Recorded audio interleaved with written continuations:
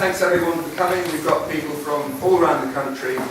We've all been in the same struggle. It can be, uplifting, and sometimes it can be the opposite of that. And this is a good opportunity for everybody here to exchange stories, but most of all, to build momentum in this movement.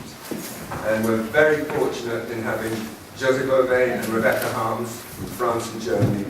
They're an excellent example of how to mobilize, how to take peaceful, direct action, and how to get your message across. So I'd like to hand over, one thing. There's going to be a bus that will take us to the rally at the frac site, and a bus bringing us back. Whether it gets us all on board or not, I don't know. But it'll be a little bit easier than it would be otherwise. So thank you very much. Thanks, Matty.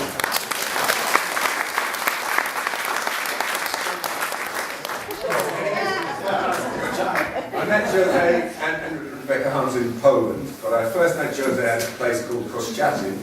We had a brief talk. Then Jose said, okay, we go to the drilling site. We went up to the drilling site.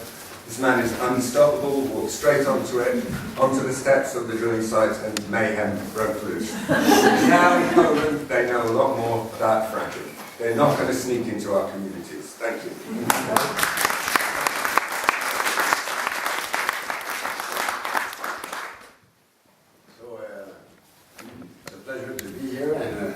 Last time when we met in Poland in November, we said that if we had the opportunity to come here, we'll do it as quick as possible.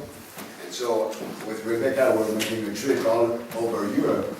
And each time we go in a place, we try to also to make links with people who are in the struggle, farmers or anti-fracking mobilization and so on and so on. So it was a good opportunity. Yesterday we were in London, and we organized to be here with you today, not only to bring solidarity, but also to show that the movement is going on, and that this movement is going on in a lot of places in Europe. And that this is important to see when you are in a village that you're not alone, and this is part of a fight which is going on in many places in the world. So in this moment, in this weekend, there's a anti-fracking coordination in France. This seems crazy because in France we ban fracking. But the people are still gathering because we are careful about how the companies could try to go through the law and try to say, no, we're not going to frack. So that's why people are still making mobilization, and we still have demonstration in France against fracking. So that's quite interesting to see. The fight is never finished, and we have always to open our eyes to see what's happening in other places. So what we can say in this moment is that at the European level, the fight is going quite well. We have some countries, as you know, as Bulgaria, where there's a moratorium. There are fights in Romania, very strong fights, and Rebecca can speak about what's happening in Germany, but for example in Holland, things are, they don't know how to go on, the company don't know how to push. In Spain, the fight is beginning also. So we see that this fight is spreading all over the places. And so this, I think, is an important thing. What happened in France, of course, you heard about the fact that we have a law, but what is interesting is how it happened. It was quite a short fight.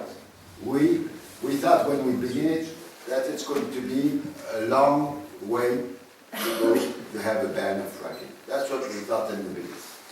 The fight in our country began in December 2010. And at that moment, they had only 3 licenses, which has been given in the south of France, south, east, and south. And the stupid thing the company did was to put one of the licenses and to give the name of the license the name of my village. That was really stupid. But they did it. So, but the first time we saw this on the newspaper, it was in March 2010. It was a very small article saying that a Texan company wants to find gas in our village. It was like a joke. And because there was nothing, and we didn't know about that. And so we tried to find out, and we said what kind of gas, and we made 3-4 months to gather the information, to ask to the authorities. And the first thing we understood that any local authorities knew about it. They had no information. The administration didn't give them any authorization, but the license was there. So that was an incredible situation. And the fact that this was also in a natural, national natural park, so, and they didn't care about that. That means that all these things was not a problem for the companies and for the government at that moment. And when we asked to the minister, because he had signed the licenses, he said, no, I don't know about this. And this is maybe true. It's the administration who signed for him. But, so that was in the beginning of March. And we made our first meeting in December 2010. And like a village, like here, we are only 800 people, but everybody was there. And the local authorities from the other village were coming. And so it was a very big crowd. People wanted to understand. And when we give the explication on what will happen in this village, the problem with water and all the things you know, so I'm not going to explain it again, people say that's completely crazy. We're not able to fight for our income, we'll get out of work and so on. It's so difficult at that level to fight. But now they want to take our water. And this is where we live. So that's no. And the people said no, and this is finished. And that's how the mobilization began. And this was the same in all the other places for all the territory of where there was a license.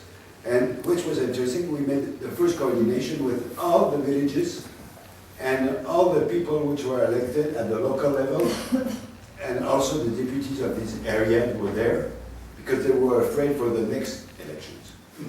And this is important, to bring them also in that situation. And I think that this was the way we made big demonstration with thousands of people, of course, as you know. But we didn't have the problem you had, that the companies are arriving to begin to drill.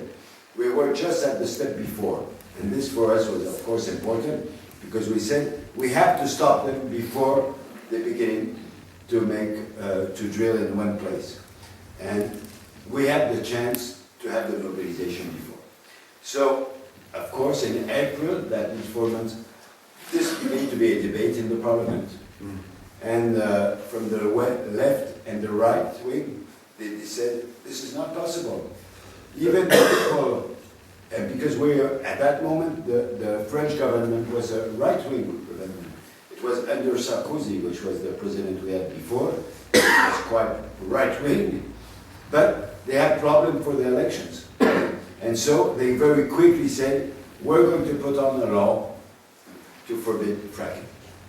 And so we worked quite hard on that during March, and the law was voted in July 2011. So this was an important moment.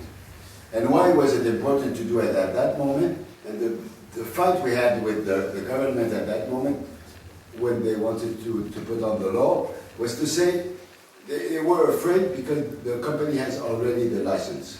And they said, if we put on a law, the companies are going to say, we are asking money now because we have the license, but we can't do what we want. And we told them, this is not true. They may ask money, of course, in front of the court, but they didn't drill. So they don't know how many gas there's down. So if you don't know how many gas you have, you can't say how many money you need. So for us, the mobilization, even before there was the law, was to say we have completely to fight to be sure that there's never going to be drilling, because if they begin to drill, they can say how many they want back. And so it was an important moment, and that's why our strategy, even if they have been going into place, was really to blockage the thing that they can't work. So, and when they went in front of the court, well, the court says, what can you ask for money? You don't know what there's under. So there's nothing. There's only the paper you use to have the license. And that's how the things work. They attack in front of the Constitutional Court to say that this law was a bad law, and they lose a few months ago. So now the law is clear, and there's no problem with the law. So I think this is an interesting example, because that means that it's possible to win. And it's possible to win. Of course, in the different countries, the situation are different. But the fact that already one country has put on a law saying that fracking has to stop, that shows that it's possible. So I think this can be used in front of the authorities here in UK, as in other countries, and France is beginning to be an example for that. We don't have always good example in France. For example, on nuclear energy, we are the worst. But for fracking, not too bad. Same for GMOs. We don't have GMOs, that's quite good, but so that's it. So I think this is important.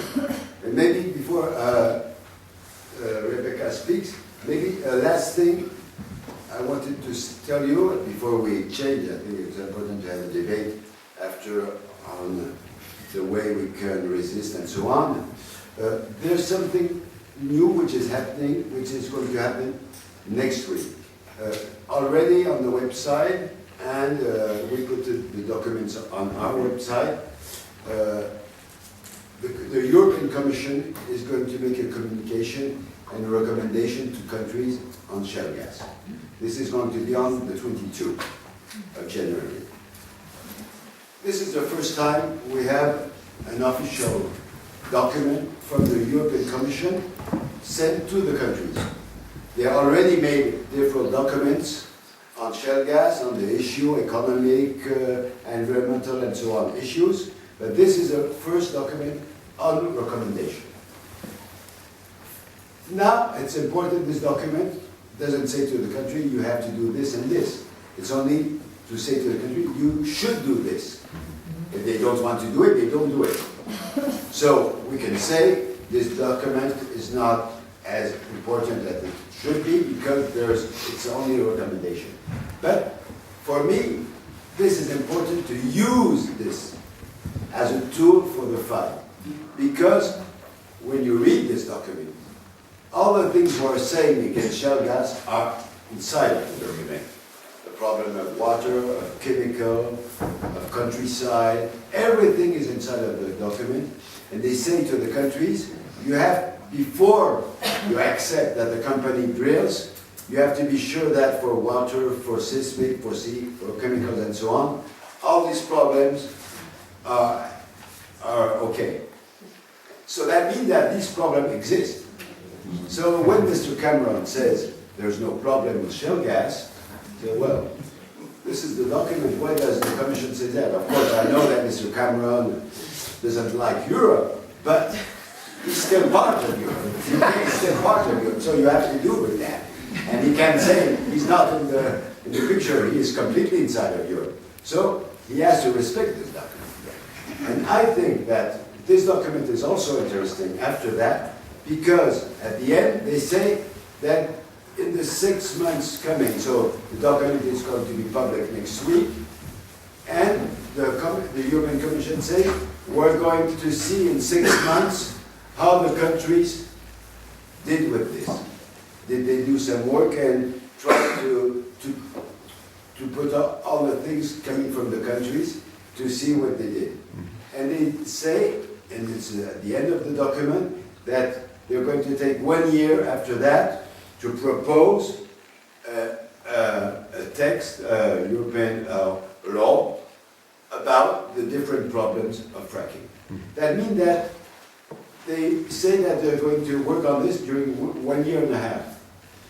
If you want to take after a law, it's maybe 1 year to bring it, because you need to talk with the parliament, the council, and so on. So that means that maybe you have 2 years and a half before there's a European law on fracking or that means that with the first document we have now, we can have a good argument to say to the UK, to the government here, and the same in other countries, now we need a moratorium.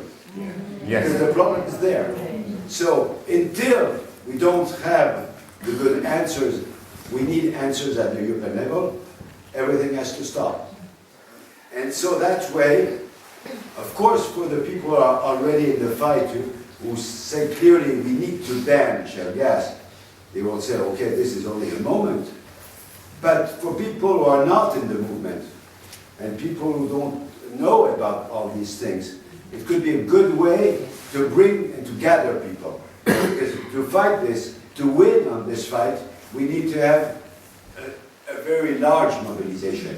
And in France, that was the way we win, because when they asked the people, were you in favor or not of shale gas, the answer was 70% and more of the people saying no, we refuse, at the national level. So that, and most of these people were not in the fight, of course, but they were afraid about what could happen if it was happening in their place. So this could be a good thing, a good strategy to say, now, with this document, everybody can say we need a moratorium on shale gas. And this could be a strategy for the fight. That doesn't mean that you don't have to continue on the local level, because, but it's also a good thing to say, okay, now everybody knows their problem. So now, even if you want to come back to drill, it's finished. You're not going to do it. I finish and after I can answer.